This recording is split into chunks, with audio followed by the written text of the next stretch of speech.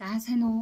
За Facebook page profile алдах хаалгах зэрэг эрсдлээс сэргийлэгч нь туслах зорилготой Facebook буюу Meta-гаас гаргасан зөвлөмжийн дагуу та Facebook-ийн аюул хөдлөлийн тохируулгуудаа хийсэн үү? За өмнө өөрийн пэйж дээрээ Facebook-ээр ирээд байгаа хуурамч линкүүдийг яаж таних вэ? За хуурамч линкэн дээр дарснаар та өөрийн Facebook page болон өөрийнхөө Facebook аккаунтыг алдах эрсдэлтэй байдаг тийм ээ. Тэгэхээр тэдгээр яаж таньдгийг ямархуу энгийн хэрэглэгч ямар түлхүүрүүдэд таньж болох вэ гэдэг нэг юм заавар видео оруулсан. Тэгэхээр энэ видеог бол нэлээд олон хүмүүс үзсэн байна.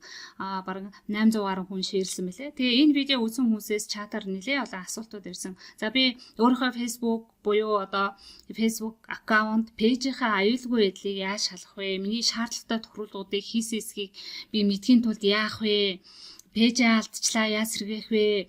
Архиж алдахгүй байхын тулд юу хийх ёстой вэ гэсэн асуултууд ирсэн. Тэгээ энэ дээр нь тулгуурлаад би яг Facebook, Meta буюу Facebook-ээс зөвлөсөн зөвлөмжийн дагуу өөрөөр хэлбэл аюулгүй байдлын зөвлөмжийн дагуу ийм асуултууд боловсруулад ийм чеклист буюу шалгах хуудас бэлтжчихсэн байгаа. Тэгэхээр та өөрийнхөө Facebook page profile-ийнхаа аюулгүй байдлын төвшинг үнэлэх боломжтой гэсэн үг. Энэ асуултанд хариулах байдлаар та аюулгүй байдлаа шалгаарай. Тэгэхээр үүнийг доор байгаа линкэн дээр буюу энэ тайлбар хэсэгт байгаа линкэн дээр дараад татаад авч болно.